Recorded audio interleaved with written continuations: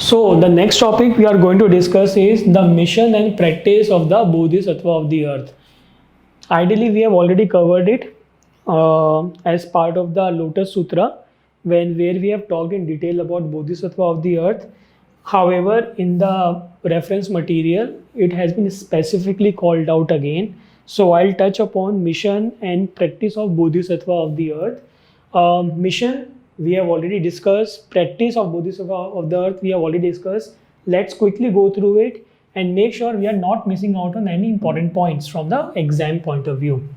So, Bodhisattva of the earth, first of all, a direct disciple of eternal Buddha. So this gives me a lot of, encouragement and also pride that I am the one who has been entrusted the task of propagating the Lotus Sutra in the later day of the law, but by none other than Shakyamuni Buddha, who is the eternal Buddha, right? That is the one key element here. They are the one who are directly instructed and trained by Shakyamuni Buddha himself. And what is their mission? Their mission is to propagate mystic law, which is Nam-myoho-renge-kyo, during the latter day of the law, the era which is signified by a lot of suffering and chaos. Now, what is the vow and mission? What is the vow and what is the mission of Bodhisattva of the earth? So, Shakyamuni Buddha's ultimate wish is that everyone become equal to them. Everyone should become equal to him. Everyone should attain Buddhahood quickly. That was the ultimate wish of Shakyamuni Buddha. And Bodhisattva of the earth are the one who have made a vow to fulfill this wish of compassionate desire by spreading the Lotus Sutra, right? And emerging from the earth symbolizes their readiness and qualification to spread the teaching in challenging times.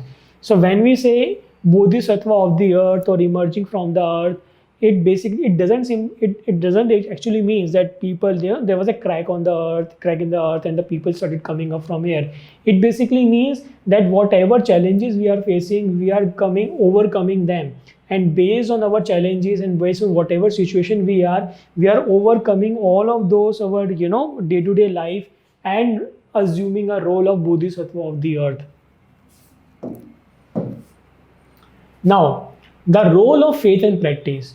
What the practice involves? Practice involves chanting Nam-myoho-renge-kyo for oneself and teaching it to others.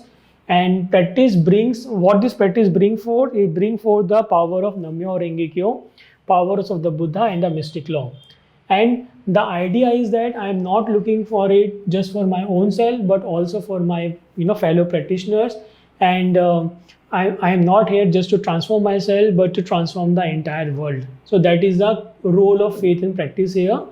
And the Great Vow and kosen-rufu is nothing but the Great Vow of Nichiren Daishonin was dedicated to fulfilling the propagation of Lotus Sutra and achieving kosen-rufu. So what exactly is kosen-rufu? Kosen-rufu, it literally means world peace. It basically means widespread propagation of Lotus Sutra. And Nichiren urged his followers to take up this vow and spread the Lotus Sutra as far and wide. Yeah. So, and Nichiren had demonstrated this through his own life, through facing multiple persecution, but he never retreated. He encouraged disciples to make the same great vow that no matter whatever persecution befall, but you will continue to help the people and continue to propagate Lotus Sutra far and wide. In fact, Nichiren Daishonin told in one of the Gosho, he talked about becoming the pillar, eyes and great ship to guide all people toward enlightenment. And this is something which after Nichiren Daishonin, the one organization or who have really taken it up is none other than Soka Gakkai. Soka Gakkai and the first three mentors have really put their life and faced a lot of challenges, persecution to make sure the Great Vow for kosen-rufu has actually been actualized, right? And the Soka Gakkai members consider themselves as Bodhisattvas of the earth, and they are the one who are actually practicing the Bodhisattvas of the earth, where they are practicing for themselves and practicing for others. Practicing for themselves where they are chanting Nam-myoho-renge-kyo and studying, and the practice for others where they are introducing other people and helping them to also chant.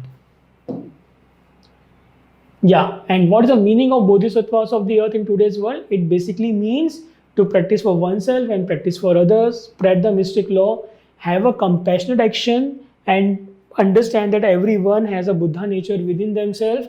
And when we start chanting and transforming our lives, we can give encouragement to others to, and give the motivation and inspire others to also chant and, change their life as well. So, understanding that people who are suffering the most have the most important right to become happy. Yeah, compassion is the bottom line here. You have to have a compassion to make sure that you understand, compassion is something, one of the key characteristics of Buddha nature as well. When you chant and when you reach the state of Buddhahood, when you start chanting, ultimately you get compassion, courage, good fortune, and courage, compassion, good fortune are the and the wisdom. So these are the four important elements. So if you look from the Buddha nature point of view, so ultimately you get compassion, courage, wisdom, and good fortune. And if you look at the order of these four, I actually tweeted it some time back also. The key line of doing anything is compassion. When you have a compassion for someone, that compassion is the one that will give you courage to actually take some action. And what action to take, it will be based on the wisdom, and that wisdom is something, and overall you will get a good fortune to sail through the challenge. For example, if you are saying something wrong is happening in your office, first of all you need a compassion for that person who is on the receiving end.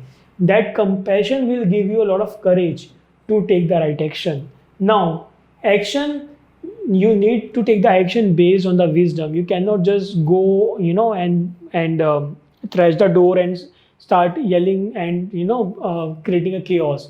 You need a right way of communicating. You need a right intervention. You need a right wisdom to take the right action. And based on those wisdom, ultimately you need a good fortune to sail through as well.